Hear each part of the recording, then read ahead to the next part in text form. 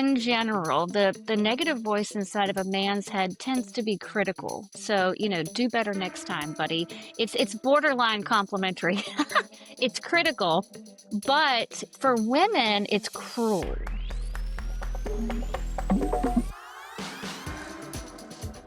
All right. Welcome back to another episode of the Yes and podcast. I'm already laughing, which means that this is going to be an incredible episode of the Yes and podcast. You are here because you want your cake and to eat it too. And we are here to make sure that we can support you on that journey. And when I say we, I have such a treat and a special surprise for you today.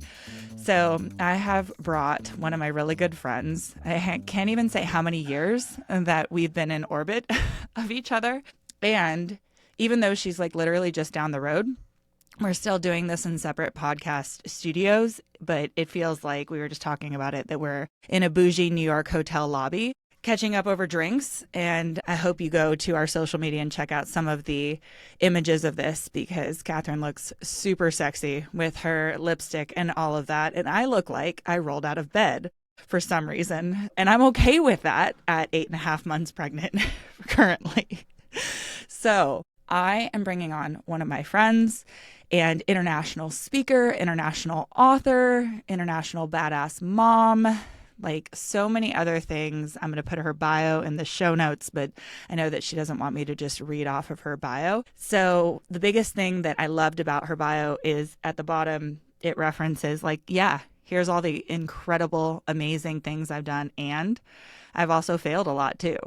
And so like I've slayed my own dragons and slayed my own obstacles along life. And so without further ado, I'm bringing the one and the only Miss Katherine Wintsch. Hi, thanks for having me in our bougie hotel.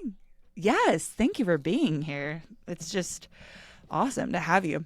I don't know, I think I told you this story that you donated to the American Heart Association when I was speaking there in February. You donated a purse, a journal, and your book, which I already have several copies of, because clearly I was the first in line to go and buy your book. And then I made you autograph it as well. And I was trying to show somebody how to bid on the purses and all of that. And I ended up with your giant pink purse and your book and your journal. And I texted you and I was like, what am I going to do with this? Because I don't use anything that's pink. So it's still in my closet. And I have an autographed copy of your book that I just figured I could gift to somebody. But I thought that was, did I tell you that story? No, I've never heard that story. I love it. But it's like going to an auction and bidding on your best friend's stuff that you already own, like, and you end up going home with it, and you're like, oh, That's cool. true love. I think that's true love. Like, you don't even like pink and you got the pink purse. I'll send you a picture tonight. I mean, it was huge. I don't know if you saw the purse, but it's huge. Like it could be the diaper bag. Yeah. And there you go. There you go. A sexy diaper bag. And the purse is for sure worth more than like any other purse that I've ever owned in my life. And so I was like, of course.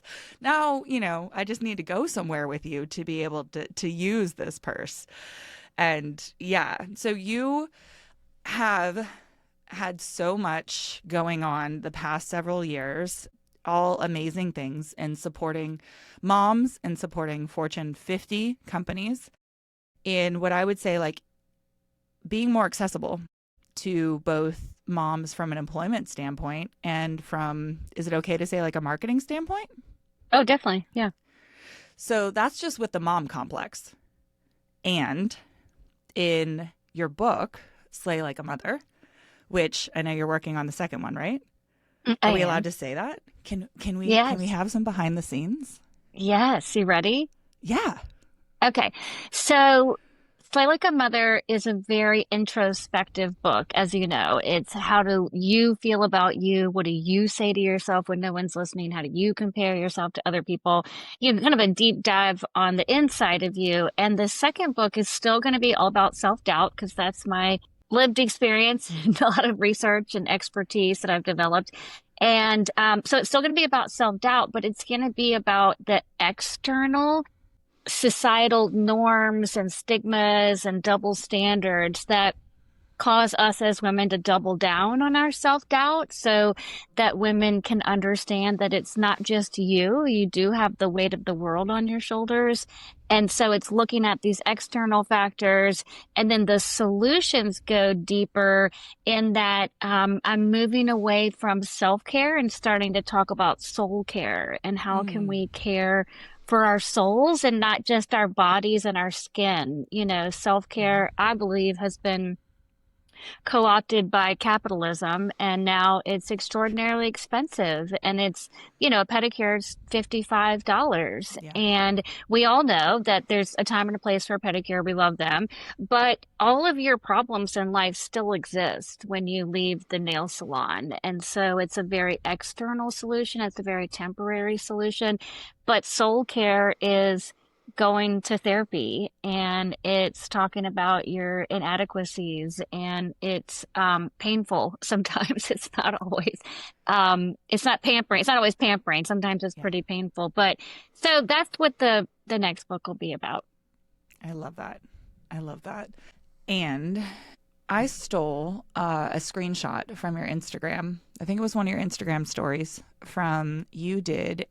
This goes into soul care because I want to get practical and give the audience and the listeners an exercise to walk away from. I stole the screenshot. You remember this. You were speaking at a conference and you had people write down the last negative thought that they had on, I think it was like an index card. And then you took a picture of it, and I actually stole the screenshot and used it in my Disrupt HR presentation. So I'll have to shoot that to you. We did Disrupt HR. I forgot that. We did that Yeah, together that one yeah, night. we did. That's what happens when we have a little bit too much to drink. No, that was planned. But And fun. it was. What was not fun was reading those cards. Mm, That was painful for me for mm. two reasons. One is, and if you remember any of them, or if you have any of them lying around to share, just to give context to the listeners, it was painful to me for two reasons. One is to know that there's in the thousands of women that you are presenting to in that room, that those are the thoughts that are going through their minds. And this is being personal, to align with so many of those thoughts that were on those index cards, as if I had written some of those index cards. And I know that for people that were looking at your stories, like you can see the analytics, how many people probably indicated that they aligned with those thoughts as well. Like, what were some of those thoughts, if you can remember? Yeah, so the exercise is an exercise that actually my therapist had me do for the first time probably 8 years ago. And the exercise is to write down the last terrible thing that you said to yourself. And the point of the exercise is to get these negative images, these negative thoughts you have about yourself. You have to get them from outside of the inside of your head. And many women don't even know that they speak to themselves so terribly. We're just running through the day, yelling at ourselves, annihilating ourselves, and we don't really stop to think about it. So when my therapist had me do that, what I wrote down at the time, again, 8 years ago, the last terrible thing I said to myself was, "You are a poor excuse for a strong woman." And it was really a life-changing moment for me because I saw those words, my words, in my own handwriting. And I knew it was true. And I knew that that's what I felt about myself, even though I didn't really know before that that that's what I felt about myself. And so I do that exercise every single time I give a speech. And I'm talking about, I've done it with executive women at Wells Fargo, and I've done it with women that are in a maximum security prison. I do it every single time. And unfortunately, the thoughts are all exactly the same, regardless of race, regardless of income, regardless of stature, career, etc. And so, several of them that I remember from the event that you're talking about, one was, "You're fat, you're ugly, and it's a miracle your husband loves you." Another one was, "You were too hard on Flynn last night. You're going to scar her," talking about her 3-year-old daughter. Um, they're typically sentiments of worthlessness. You know, it's, "You're never going to be good enough." They're very extreme. "You're never going to be good enough. You're never going to get this right. You should just quit. You should just stop trying."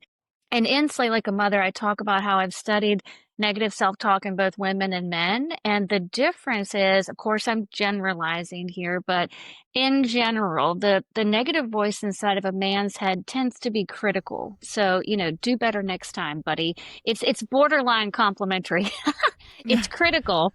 But for women, it's cruel. So there is a significant difference about being critical of yourself, which sometimes that's helpful, and but being cruel to yourself is helping absolutely no one. It's not helping you. It's not helping your family, your children.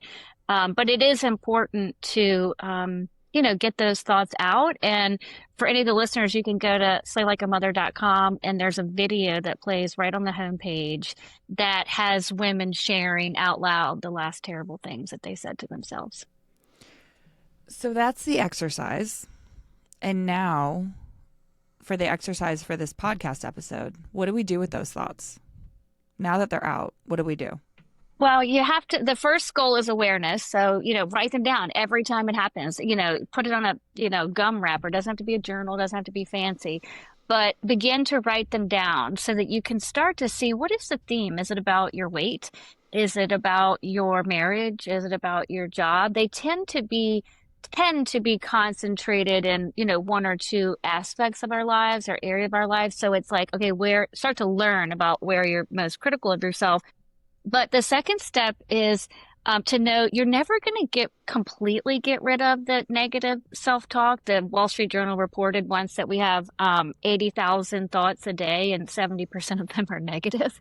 So don't make that the goal that you're going to stop yelling at yourself, but you can teach the negative voice in your head some manners. And so I'll give you an example in my own life. So I enjoy riding an exercise bike, from time to time. And not too long ago, I was at a hotel gym on a business trip and I was riding the bike. And when I was done, I rested both of my hands on the top of my backside just to kind of stretch my back. And I grabbed 2 handfuls of cellulite. And the negative voice in my head immediately said, "What must that look like?" And I'm looking around, can everybody see my cellulite through my pants? And so first of all, I heard it. I heard the voice say, "What must that look like?" And then I taught it some manners. And I said, what this looks like is that I got my ass out of bed and I put it on a bike. That's what this looks like. And so for the listeners, I want you to notice that what I did not do is compliment myself. I didn't say, "Oh, don't be silly, Katherine, you're beautiful." That's very hard for women to do. And I think it's too much to ask. And so all I did was correct it to say, no, what's happening is that I'm exercising. Mm-hmm. And so it's kind of neutral in that sense. So hear the voice and then teach it some manners. Yeah, I love that. And I actually love your backside for the record. You and I can hang out any time with that.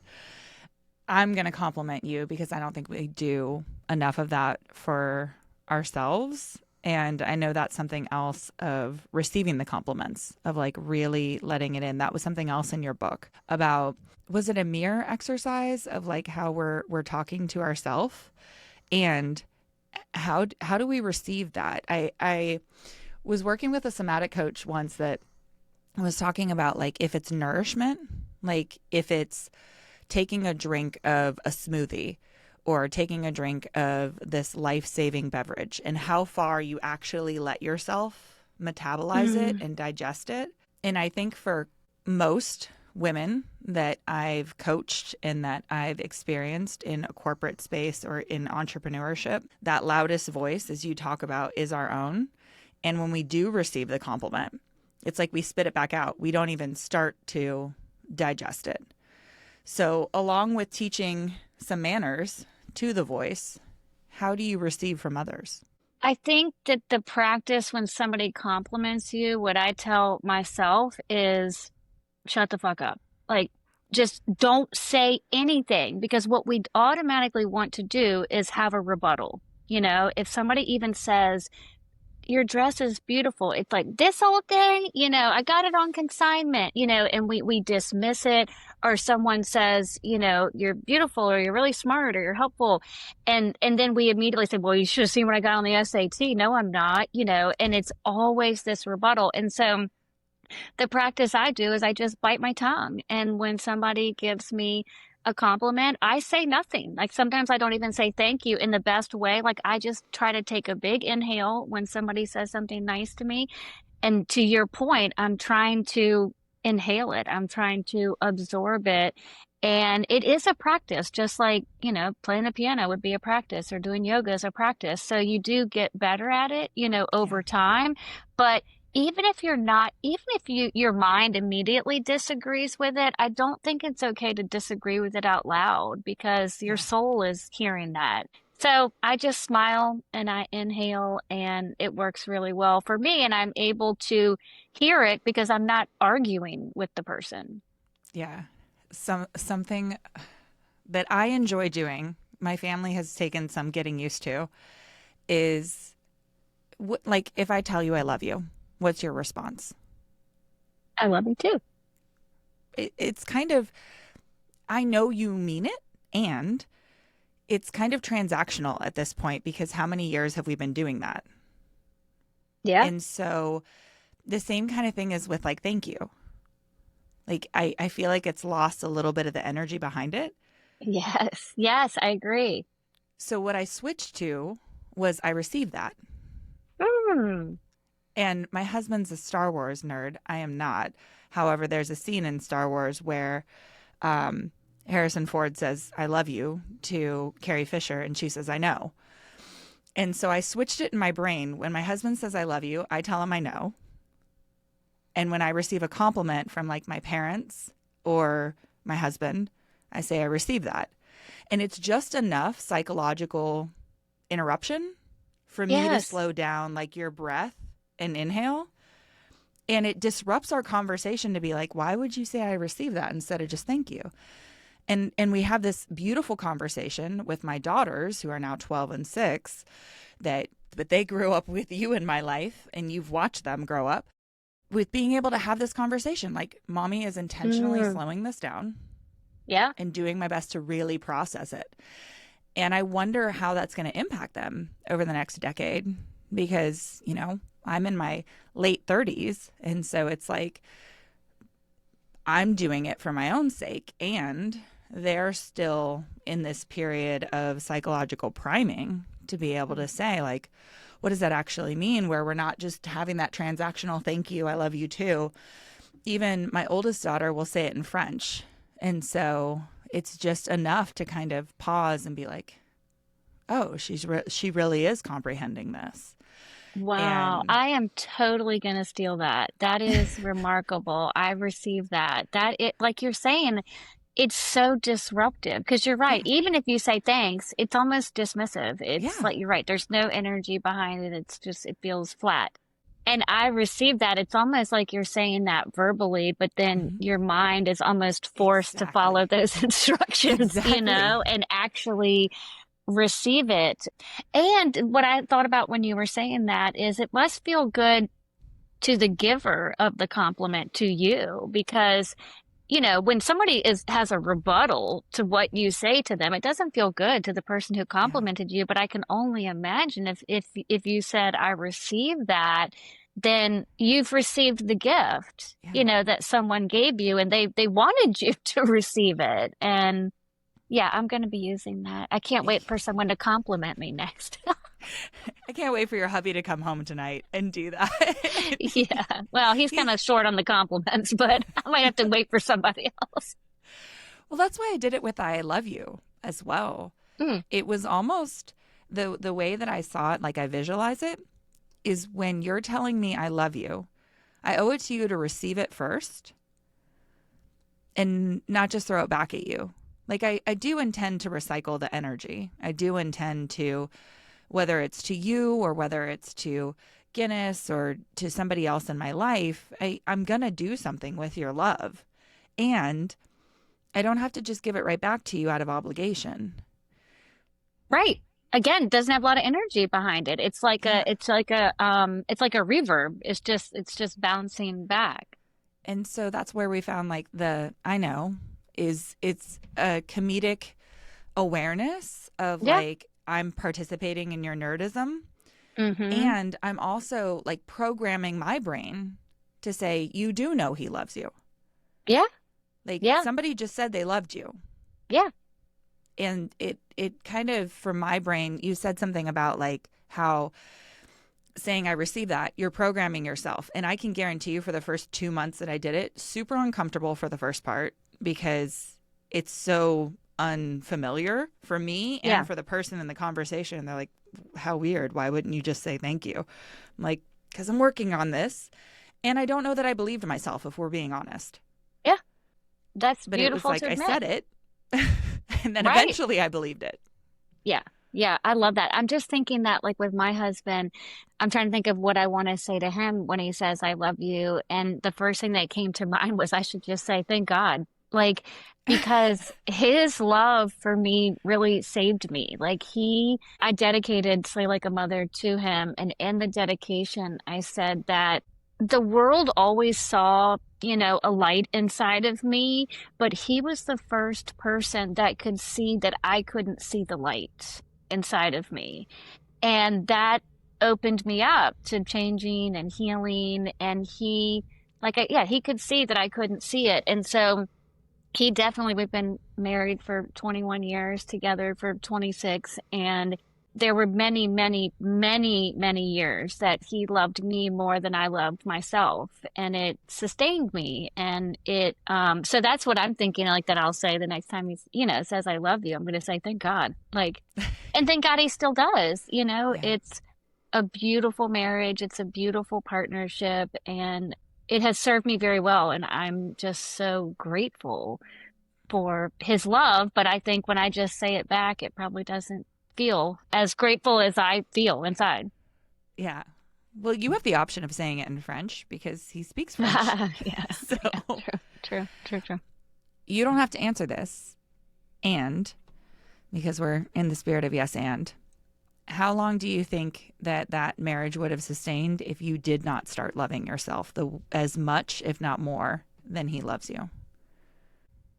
My first reaction is, I have to have two thoughts. One is, I'm not sure it would have sustained because, when I didn't love myself on the inside, I definitely exhibited behaviors on the outside that were less than ideal because, I was looking for love in all the wrong places and smoking and drinking and, partying This sounds and like a things. country Yeah. song. Yeah, it should be.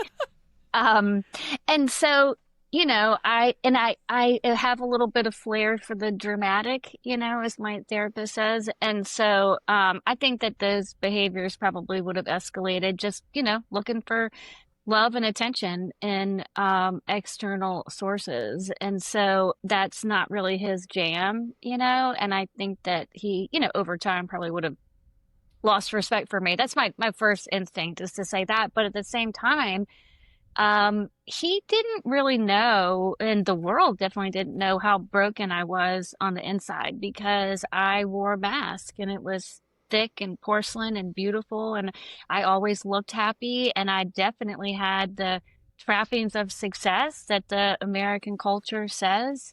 If you collect all these titles and trophies, then you have succeeded. And when I healed myself, I asked him, you know, now that I love myself, now that, I'm finally whole, what do you see as the difference in me? And he said, Catherine, nobody sees anything different in you now that you've healed yourself. He said, the difference is you finally love yourself the way that everyone else has always Mm. loved you.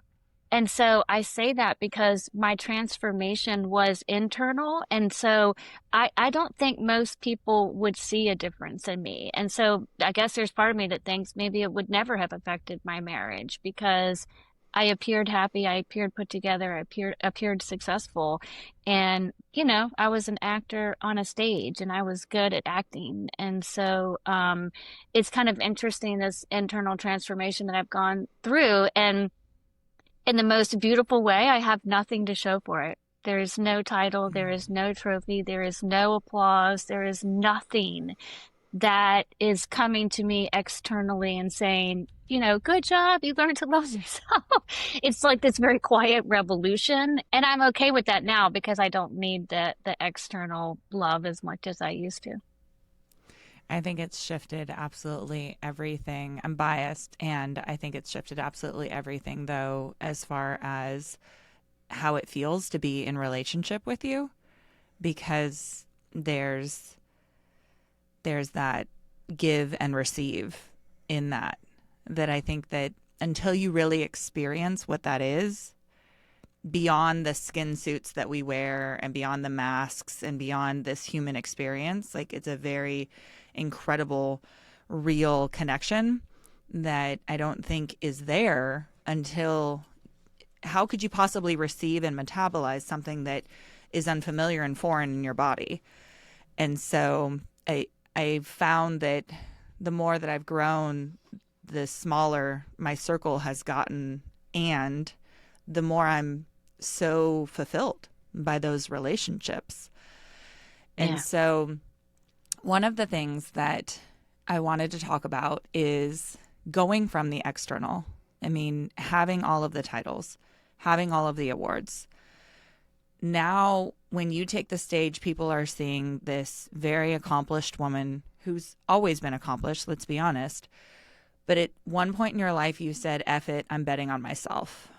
And actually, more than one point in your life, it's been several times. I think you get up every morning and have to bet on yourself every single day to become a speaker, to become an author, to start the mom complex. What is that conversation? Because there's so many women and entrepreneurs and listeners here that are like, I want to have my own business. I want to become a professional speaker. I want to work with companies like Unilever and Wells Fargo and, all of the big ones. How do I even start? What was that conversation for you? Well, a lot of people think that the leaps that I've made to become an entrepreneur, to become a speaker, to become an author, were they would describe it as very courageous, but it's just not the way that I look at it. I was so broken in my previous career. I worked in advertising and I was working 80 hours a week. I was a shell of a human being. I was a bad wife, mother, sister, daughter, friend, human being. And that industry is very, very grueling and it's nonstop and it's never enough. And you're always chasing new business. You're always chasing the next high. So it was kind of like an alcoholic working in a bar, because I was such a people pleaser that environment was dangerous for my psyche. And so it was not a leap of like, I think I can do this. I think I'm great. I want to change the world. It was like, I cannot work in this industry anymore, or I think I will die. And I was already half dead. And so for me, it was more desperation, and I didn't know if I could do it. But the thing that gave me confidence was I figured that with the idea of the mom complex and consulting with these, big companies, that all I had to do was make enough money to cover my salary Mhm. and in an entire year. And it wasn't like I was making that much money. And so that just kind of put it, that was like a great reality check for me. It was like, I'm a really hard worker and I'm very determined. And I definitely thought over 365 days, I could get enough consulting projects to earn my salary. And Yeah. I would try it for a year. And if it didn't work, I was certainly employable. Like someone would hire me, in a different industry. And so that, gave me the courage to take the leap. And then it was a very similar story with becoming an author. I never dreamed of being an author. I'd never obviously written a book. I'd written some blog posts, but I certainly did not have the confidence of that I was a writer. But I had done research with 10,000 women in 17 countries, and I knew for a fact that they were as broken as I was. And then after I healed myself, after I learned to love myself, I felt called to write this book because it felt very selfish to me to keep these secrets to myself. I had the keys to the kingdom. I knew how people could learn to love themselves in very, very practical ways. And if I just went back to my day job, it felt wrong. And so that those were the pain was the motivation for me in both instances. I don't love that you were in pain. I'm going to share what you said about making your salary in 365 days, though, because I think that's something that not a lot of people look at from that perspective. And the tangibles of it, I would imagine, you and I haven't had this conversation, is looking at your Rolodex and figuring out where to start and just making that list and having those conversations. Absolutely. And another thing I think that is sad about the narrative in the American culture is that in order to be an entrepreneur, you have to take on money from other people, you have to have Mm. investors, you have to have a board of directors, and your goal is to work your ass off, kill yourself for 15 years, and then sell the company and finally take a nap. And I just rejected that narrative. I was like, I am not taking money from anyone. I am not taking direction from anyone. I will not have a board of directors. You know, I need to be in charge and in control so that I can have balance in my life. And so that's another thing that just doesn't make it that hard to do what I do because we're not trying to grow. We're not trying to take over the world. We're not trying to have 50 employees. And I sleep really freaking well because of that. So I just rejected that notion and I got the courage to reject that narrative because I went to a conference one time. There was a female entrepreneur on the stage and she said, growth is not my goal, meaning financial growth. And I thought, oh, that's an option? Like Yeah. you can be an entrepreneur and not scale your company and not sell it. I was Yeah. like, sign me up. Yeah. I mean, at this stage in the game, like my goal is for all of my clients to be even more financially successful than I am. Like, Perfect. stand on my shoulders. You don't have to make all the mistakes and dumpster fires that I went through. You'll have your own, but this is the new starting line, especially for women entrepreneurs. And that's one of the reasons that I started the tech company was because I didn't see anybody like me in the tech space. And yeah, I was laughing while, for those of you listening, I was laughing while Katherine was sharing that because she happens to be married to somebody who has a pool of startup entrepreneurs all around him. And I'm like, I wonder if Yeah. you go down to 1717 and share that. Yeah, If not, we well, should. they're all trying to grow and scale. So, but and that's their prerogative, you know, if that's what they if that I think everybody has their own definition of success, and for many, many entrepreneurs, it is growth and it is scaling. And, you know, it's just not my definition, but it's hard to have a definition that's different than the current, you know, in society. But I love sharing it because I hope it inspires other people to pick the path that you want to be on, not just follow the path that everybody else is on.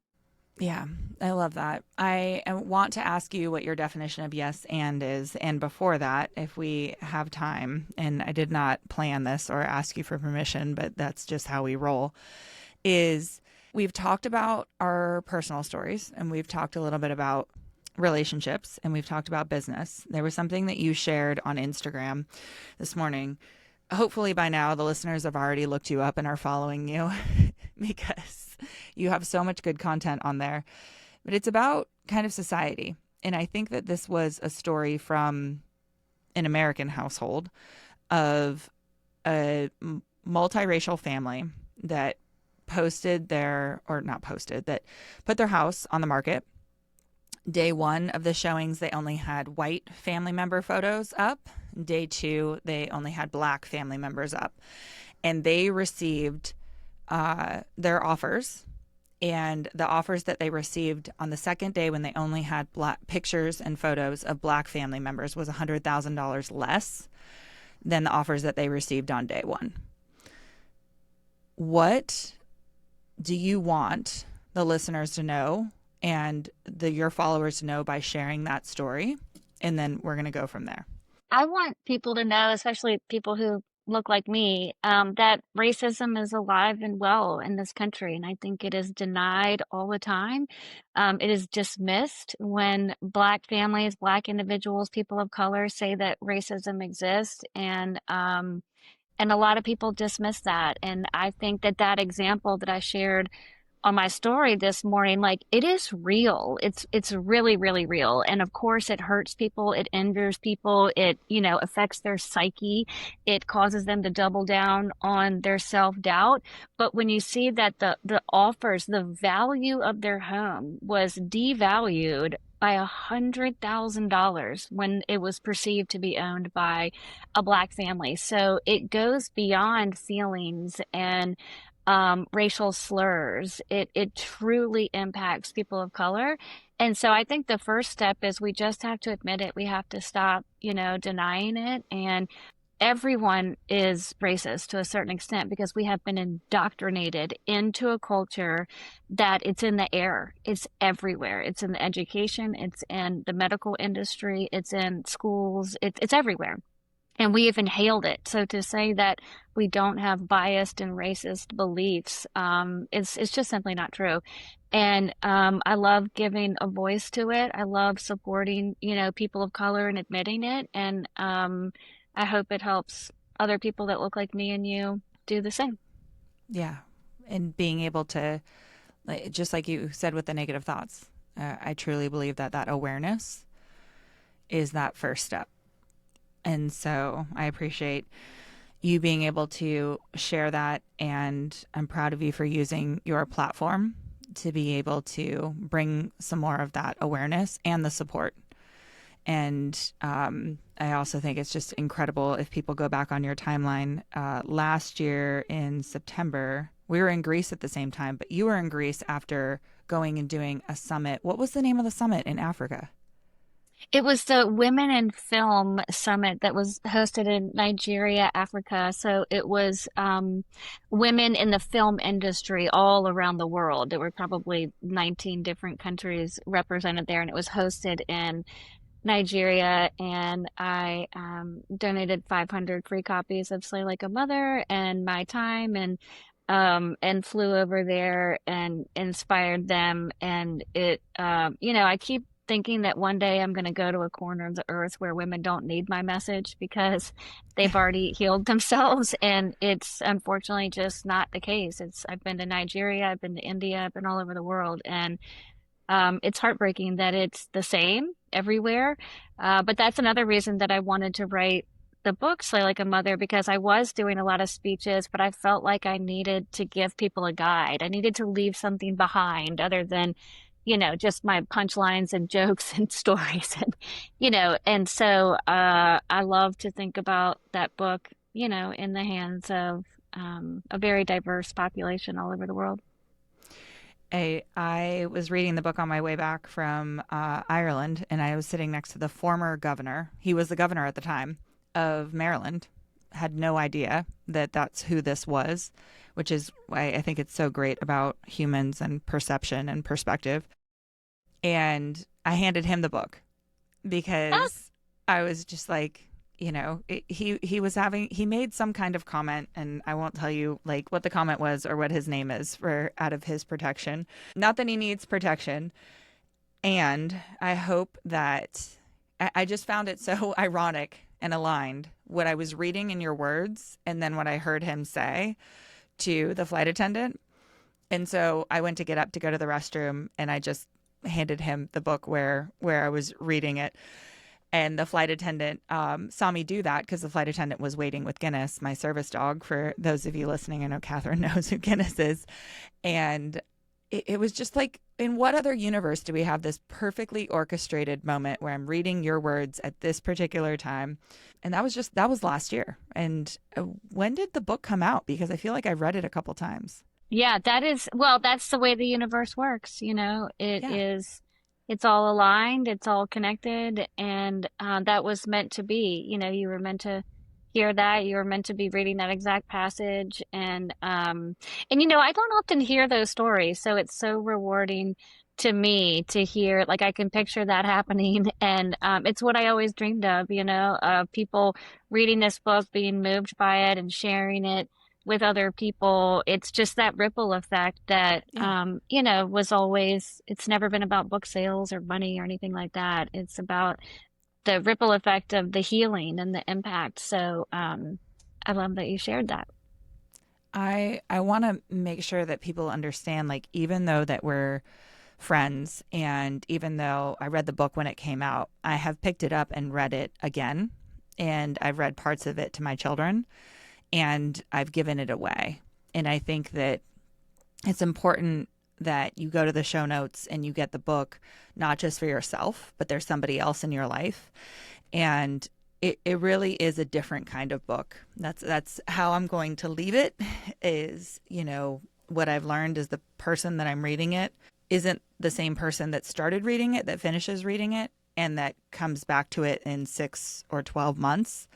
So it is one of those books that I'd encourage you to pull back out and to read. And it feels like you're almost getting a little bit of coaching from Katherine as you're reading it, as well as like almost generational coaching from all over the countries that you've been, the women that you've impacted. And I just highly encourage you to check it out. And I'm going to make sure that the link is in the show notes, as well as the link to be able to stay connected with Katherine, to get to know more about her and her mission, and when the second book comes out. So I want to give you an opportunity to give your definition of yes and before we close. I know we're over, but it's us, so couldn't help it. Yeah, I would say my definition of yes and is yes, I can be successful and impact the world, and I can take care of myself at the same time. And in my previous life, those two were mutually exclusive. I was successful, I was making an impact, and that was it. And I was not taking care of myself. And I just love this life that I've built, that I can do both, that I can change people's lives and help them, but it's not at the sacrifice of my own life or my own sanity. I effing love that. And for all of our audience and listeners, that's the first time I've ever heard her define. I've heard Katherine define like her definition of success, of being able to have the success in business and in career and all of that, and being able to take care of herself. Like normally the definition, and I think it's even in the bio, is like, I can be a successful businesswoman and a good mom. It's like, oh, I can create all of this space to take care of somebody else. So I love, Right, love, love right, that you right. just said I can be successful Yes, and take care of yes. myself. Like Yeah, that's, amen. we're going to go Amen. update the bio now. Yes, I like that's very insightful because if it's I can be successful and take care of other people, that's all external, Hmm. still both of those are external. And yeah, yeah, I love that. That's me. I mean, I'm over here getting super excited in our bougie New York lobby of like, my little giddy screams are echoing off of the marble. So, if other people want to join you in your virtual bougie New York lobby, where is the best place to connect with you? I would say go to slaylikeamother.com is the best place, and you can sign up to follow us on social media there. But you can also sign up to get our newsletter. And every 2 weeks, I send out a newsletter that's filled with dragon slaying techniques and tips in the form of blog posts and podcasts like this one, articles and everything. And it's a good way. You're going to need encouragement, on this journey. So you can sign up on our website. Yeah, and I highly, highly encourage you to do that, because it is like getting some of the best coaching and access to the wisdom and knowledge that Katherine's collected over the years for absolutely free. Like, there's, to my knowledge, I haven't found any courses or programs or anything like that on the site. It's just all free resources. And so I'd highly, highly encourage you to do that. And I'll make sure that the team puts all of those notes linked below, so it's super easy for you to continue to connect. And slaylikeamother.com is easy enough to remember. So I'm confident in all of you guys to be able to do that. So huge thank you and love to you, Miss Katherine, for being here in the Yes and community and sharing all of your wisdom with us. Yay, it was so fun, just as I thought it would be, just I knew as it would be. Awesome. And also, Catherine and I want to thank you for taking us with you wherever it is that you took us, whether it was on your drive, whether it was a nice long walk on the beach, a walk through New York City, or on your own dragon slaying adventures. I'd highly encourage you to listen to this episode again. I guarantee you're going to get more out of it. That's just how the conversations with Katherine go. And I cannot wait for our next conversation in our next episode of the Yes and podcast. Until then, I am Bunny Young. Thank you so much for listening, and I will talk to you soon.